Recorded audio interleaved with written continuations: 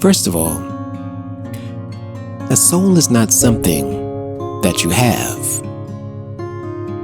It is what you are.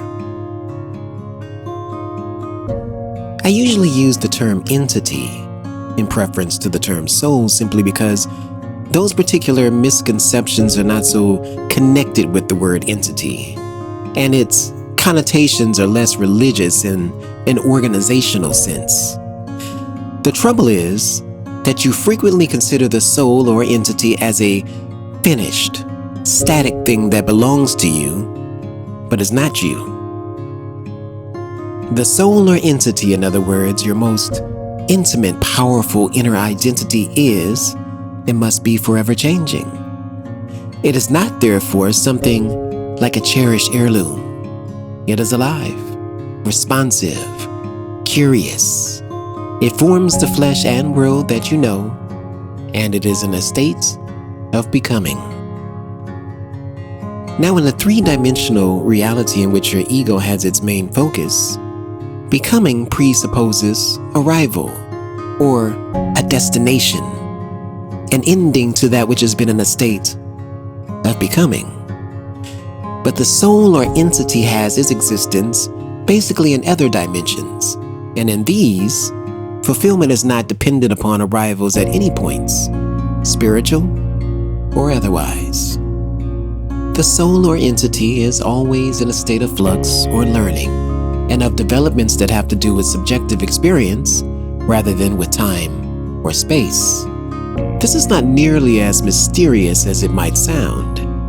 Each of my readers play a game in which the egotistical conscious self pretends not to know what the whole self definitely does know.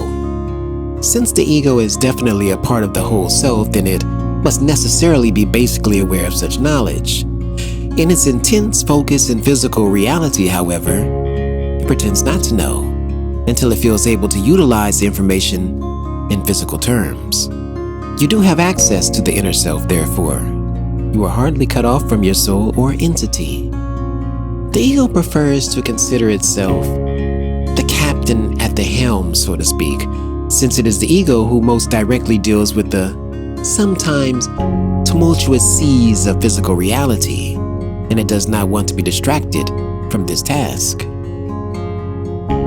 Channels, psychological and physic, always exist, sending communications back and forth through the various levels of the self, and the ego accepts necessary information and data from inner portions of the personality without question. Its position, in fact, depends in large manner upon this unquestioning acceptance of inner data.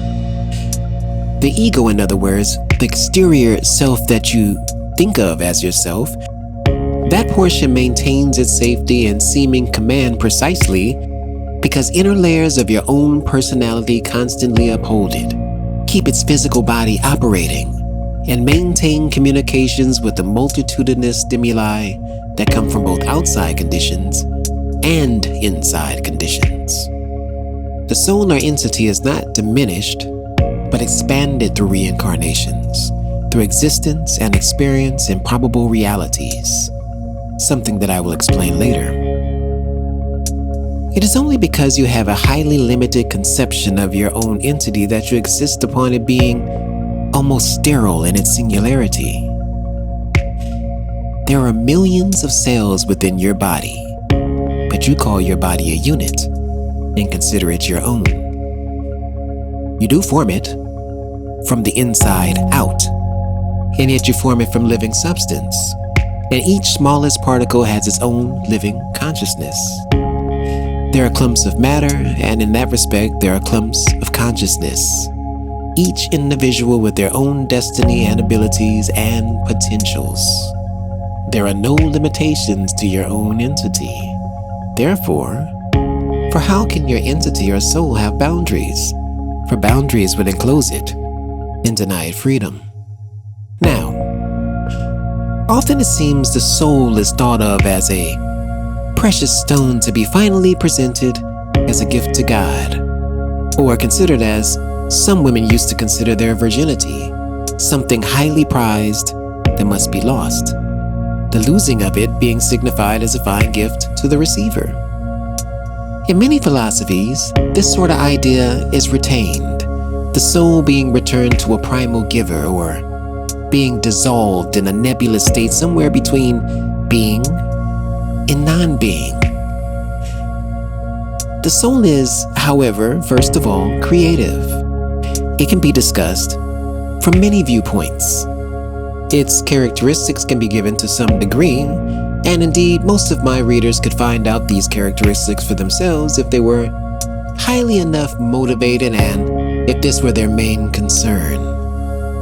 The soul or entity is itself the most highly motivated, most highly energized, and most potent consciousness unit known in any universe. It is energy concentrated to a degree quite unbelievable to you. It contains potentials unlimited, but it must work out its own identity and form its own worlds.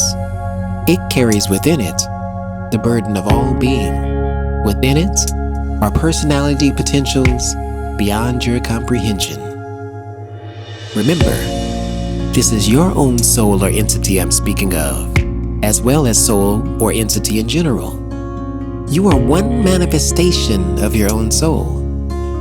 How many of you would want to limit your reality, your entire reality, to the experience you now know? You do this when you imagine that your present self is your entire personality, or you insist that your identity be maintained unchanged through an endless eternity. Such an eternity would be dead in